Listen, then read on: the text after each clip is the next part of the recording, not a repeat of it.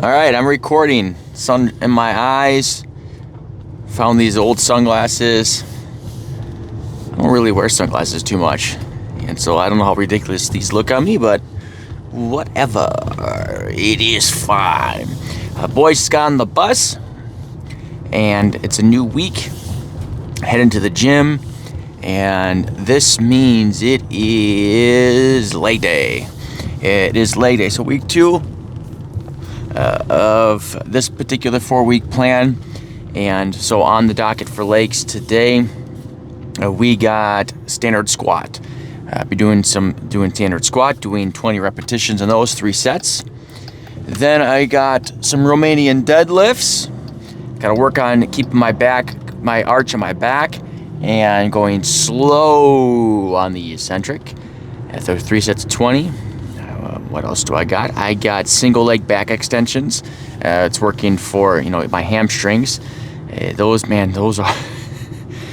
are brutal. Those are brutal. I also have some barbell bent over rows. Get a little bit back there, and calves. So I'll do all 3 sets of 20. The highlights are definitely going to be the squat and the RDLs too. Those work pretty good. But also I like working the back. I gotta work on that back and make that a little bigger. So I need to put some more emphasis on that. The headaches. So I'm getting still this pain here, which is pretty constant.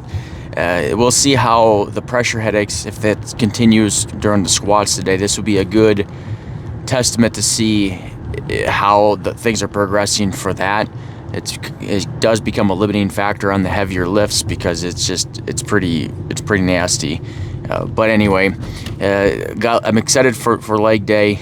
Last week I was out of town, so I was at the Planet Fitness, and so when I was doing squats and RDLs and barbell bent over rows, it was all with the Smith machine, and so I have to adjust obviously weights from what I did then, and also the path of the movements can be a little different since I'm using the free weights or the barbell instead of the Smith machine.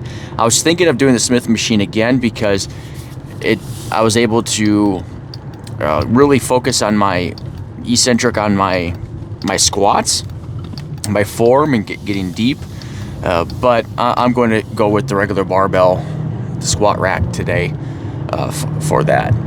Work-wise, a bunch of interviews we have from our new method of recruiting. Not our new method, additional avenue I should say, is our methodology, our principles. That stuff doesn't change, but but another angle of where we are able to get some inexpensive candidates that I think will fit. And so those interviews are starting this week, which is great. Really excited for that.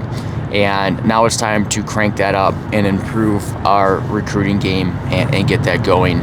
Also today, deploying our first set of, I don't even know what we're going to call it yet. We already have this thing called the compass of what our loan officers should be following to know if their business is heading in the right direction, certain activities, the amount of activities.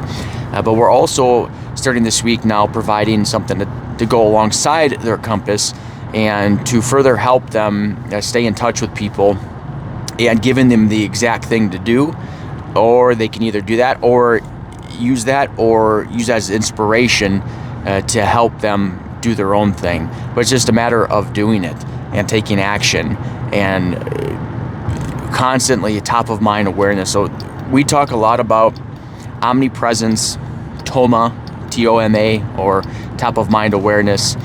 We also call it refining. This is where you are never out of sight, out of mind. One of the big reasons why people don't get as many referrals in their businesses as they could get is because they do not practice top of mind awareness. They are not omnipresent. They are not refining that relationship. And so once a past client or a referral partner has the opportunity to refer them, they don't, and it's not because they necessarily didn't want to. It's just that they weren't thinking of you. And it's our job to make sure that we're constantly around them in different ways and capacities. Is when they have the opportunity to refer you to somebody, you are top of mind because I just saw that post from so and so. He's that salesperson. He's that car guy. He's that loan officer, that realtor, or whatever it is that you do. You're going to increase the likelihood that you get the referral. Oh, I just saw an email. Perfect timing. Well, it's not really perfect timing.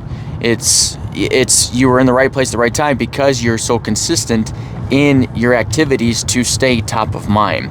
So a big thing that we work on with our loan officers is trying to get them to understand that mindset of top of mind awareness, omnipresence, whatever you want to call it. But the tricky part, it's not even the tricky, it takes discipline, is to implement it. Because you don't always see immediate results.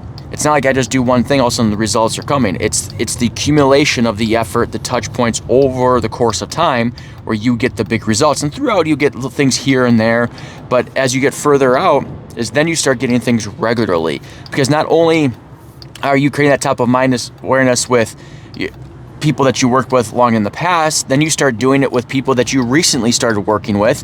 And the great thing is when you do that with people you recently start working with, you're already more fresh in their mind. So you get an amplified impact when you do it, and it just continues to build. It kind of creates an avalanche, so to speak.